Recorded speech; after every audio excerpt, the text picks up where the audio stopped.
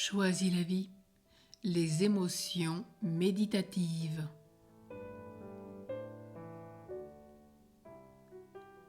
La pudeur.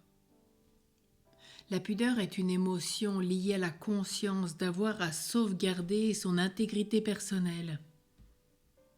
Elle nous pousse à la retenue, physique, psychique ou spirituelle. Elle est une expression du respect de soi et des autres. La honte. Elle se manifeste devant ce que nous ressentons comme une atteinte à l'image de nous-mêmes, que nous nous sommes faites et que nous offrons au regard des autres.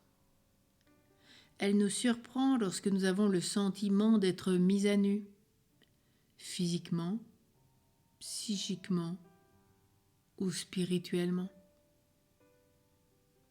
La honte suscite un mouvement de rétractation physique ou peut même provoquer une grimace.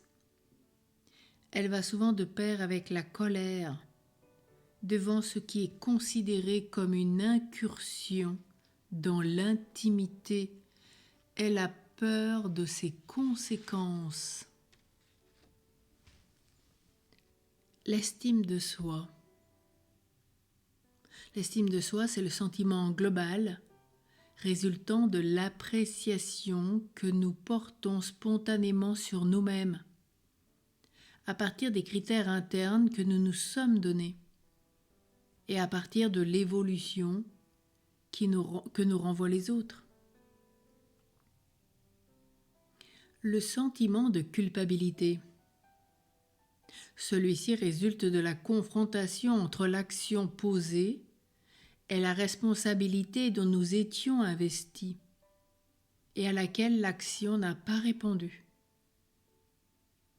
Dans la mesure où la responsabilité est majorée par des exigences intérieures excessives, la culpabilité va s'allier à la colère contre la loi injuste et la peur d'y désobéir. Et puis il y a tous les sentiments moraux qui rassemblent nos réactions spontanées en présence ou en absence de ce que nous avons intégré comme étant des valeurs. Ce sont donc des émotions méditatives enracinées dans une idéologie, plus exactement une axiologie, puisqu'il s'agit d'une échelle de valeurs.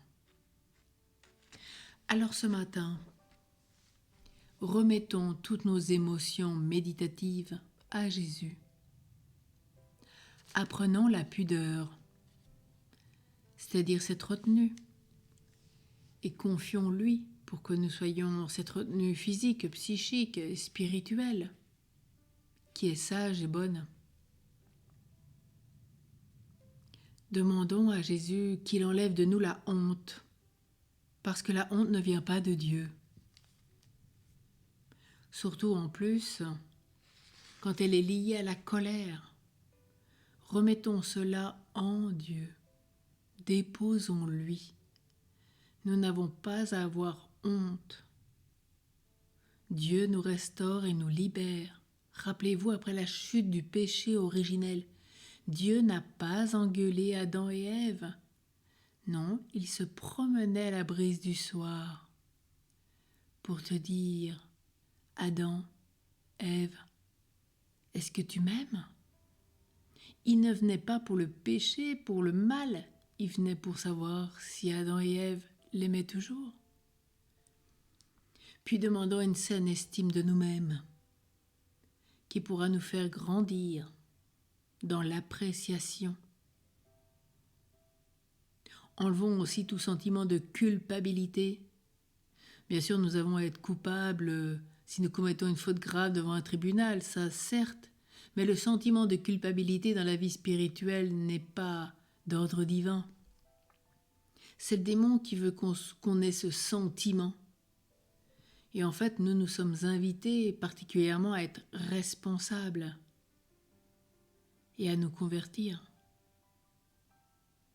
Et confions toute notre échelle de valeurs pour qu'il l'amène petit à petit là où nous en sommes avec ce que nous sommes, qu'il nous conduise à réajuster notre échelle de valeurs pour qu'elle soit toujours plus adaptée à celle de Dieu et qu'enfin nous puissions trouver l'amour, la paix et la joie